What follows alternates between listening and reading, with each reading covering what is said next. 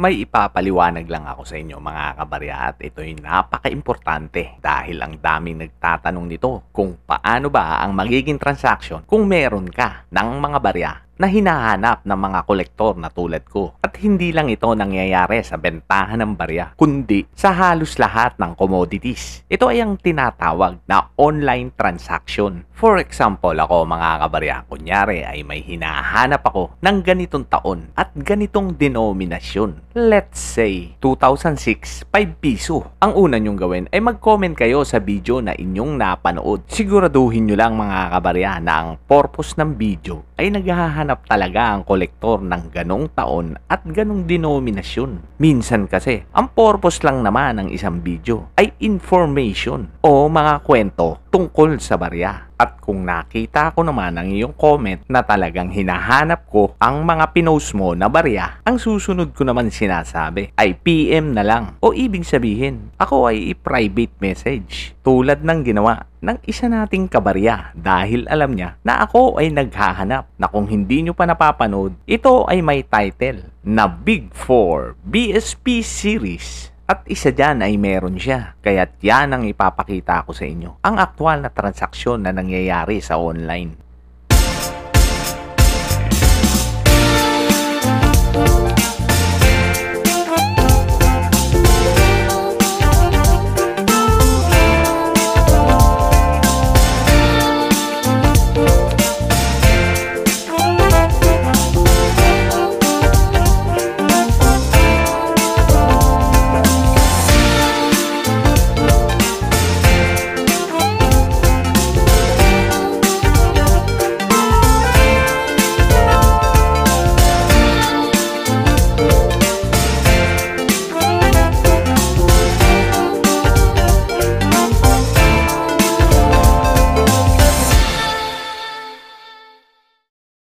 Tingnan ko muna yung item. Okay lang ba i-video ko?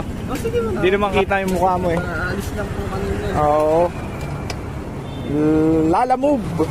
Ito. Ito ba yun?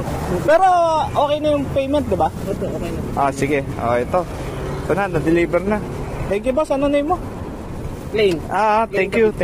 At eto na nga mga kabarya at bubuksan ko na ang aking nabili through online transaction.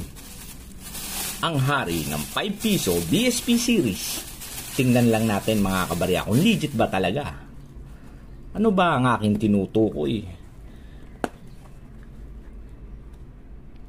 Eto yun mga kabarya. At legit na legit. Ang 2006 5 piso BSP series. Ang hari ng 5 piso.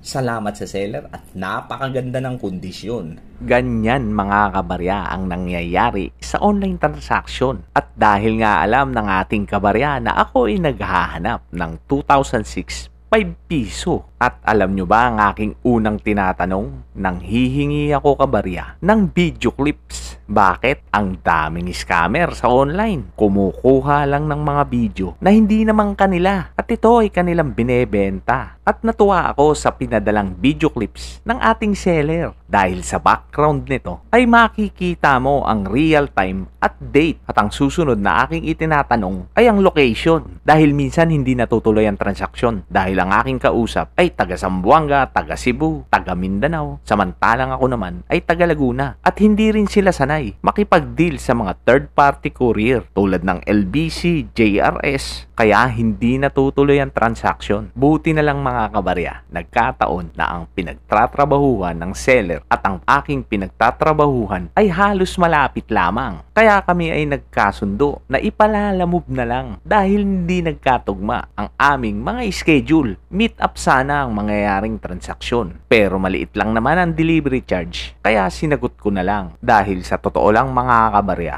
ang aking pagiging coin collector ay hobby lamang at ang aking first love syempre ay ang aking trabaho at yan ang aking priority. Kaya ang pangongolekta ng barya ay aking isinisingit-singit lamang. At ang huli na kung saan dito nagde-deadlock ang seller at ang buyer ay kung paano ang payment na gagawin. Minsan kasi ang seller gusto full payment kagad bago ipadala. Hindi naman papayag ang buyer. At minsan naman, syempre kaming mga buyer, gusto namin na cash on delivery. Pero pagdududahan ka rin naman ng seller. Kaya kami ay nagkasundo na kalahati muna ang aking babayaran. At kapag nakuha ko na ang barya, saka na lang ang full payment. At ganoon ang nangyari sa aming transaksyon. At ako ay tontuwa nung aking nakita itong nakikita niyong barya. Tingnan nyo naman ang kondisyon. Napakaganda. At sa tingin ko, win-win ang nangyari sa aming transaksyon. At ako pa nga ay nag-request na baka meron pa siya ng iba kong mga hinahanap. At dyan ko natatapusin ang aking kwento. Maraming salamat mga kabarya.